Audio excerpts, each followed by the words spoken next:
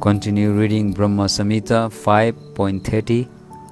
Venum Kwanantam Aravindam Dalaya Taksam Baraha Batamsam Asitam Buddha Sundarangam Kandarpakoti Kamaniya Visesa Sobham Govindam Adi Purusham Tamaham Bhajami.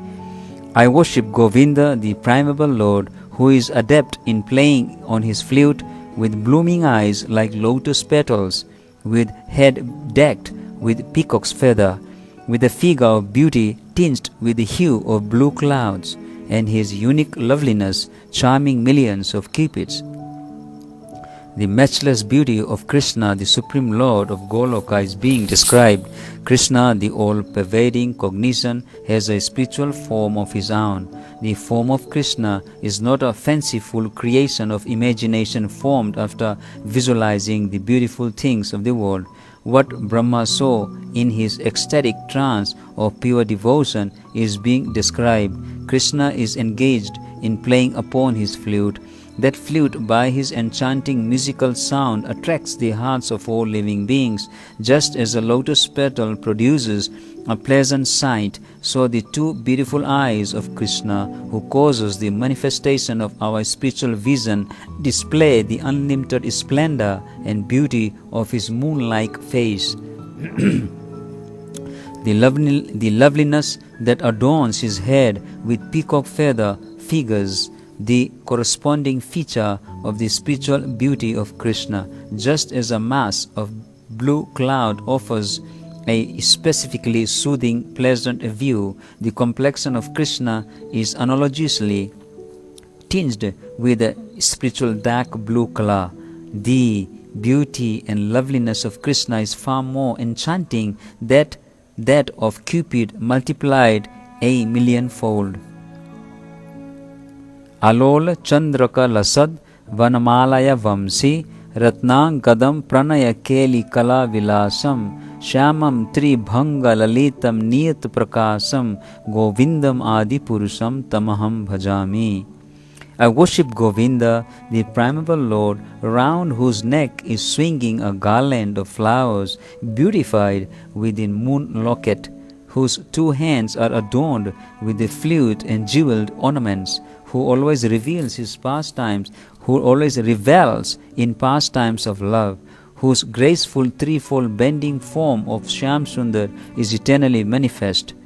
In the sloka beginning with Chintamani Prakara, the transcendental region, and the spiritual names of Govinda in the sloka beginning with Venum Kwanantam, the eternal beautiful form of Govinda, and in this sloka, the amorous pastimes of Govinda, the embodiment of his 64 excellences, have been described. All the spiritual affairs that come within the scope of description in the narration of the ecstatic mellow quality ras are included in the spiritual amorous sports of Govinda.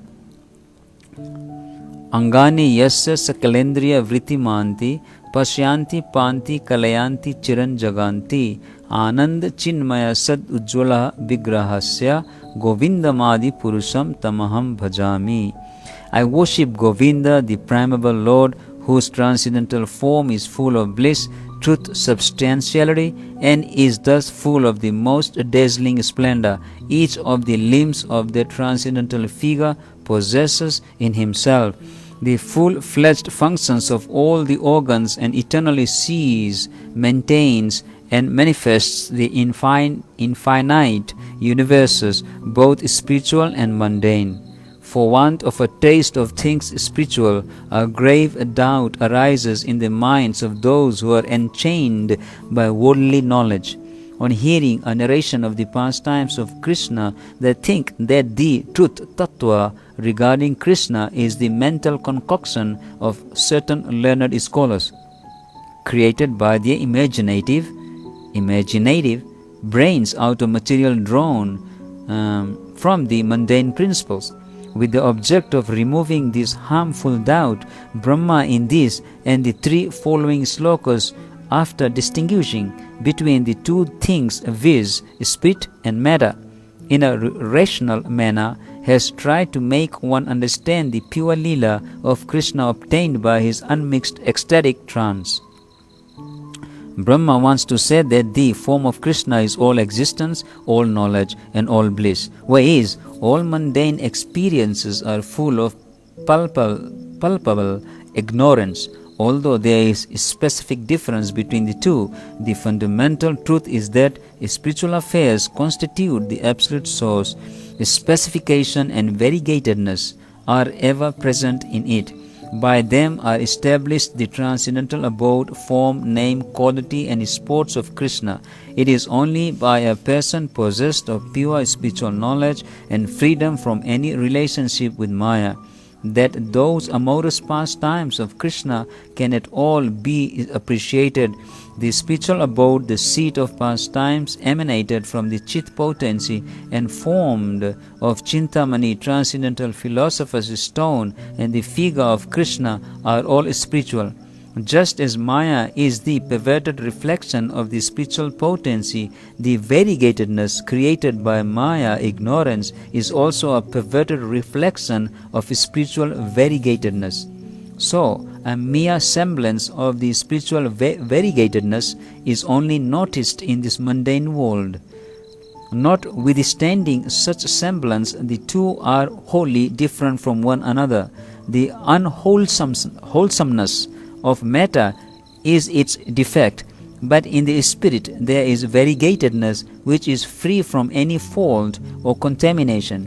The soul and the body of Krishna are identical, whereas the body and soul of fallen creatures are not so. In the spiritual sphere, there is no such difference as that between the body and soul, between the limbs and their proprietor, between the attributes and the object possessing them of this world.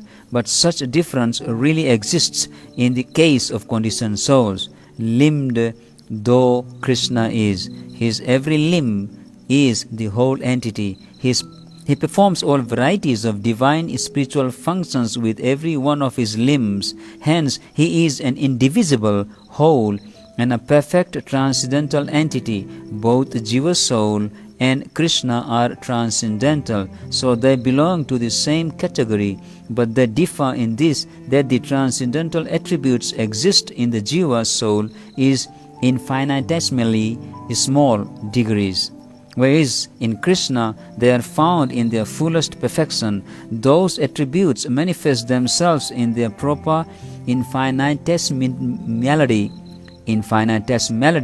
only when this Jiva soul attains his unalterated spiritual status. The Jiva soul attains the nearest approach to the absolute identity only when the spiritual force of ecstatic energy appears in him by the grace of Krishna. Still, Krishna remains the object of universal homage by reason of his possession of certain unique attributes. These fourfold unrivaled attributes do not manifest themselves in Narayana, the Lord of Vaikuntha, or in primeval Purusha avatars, or in the highest deities such as Shiva, not to speak of Jivas.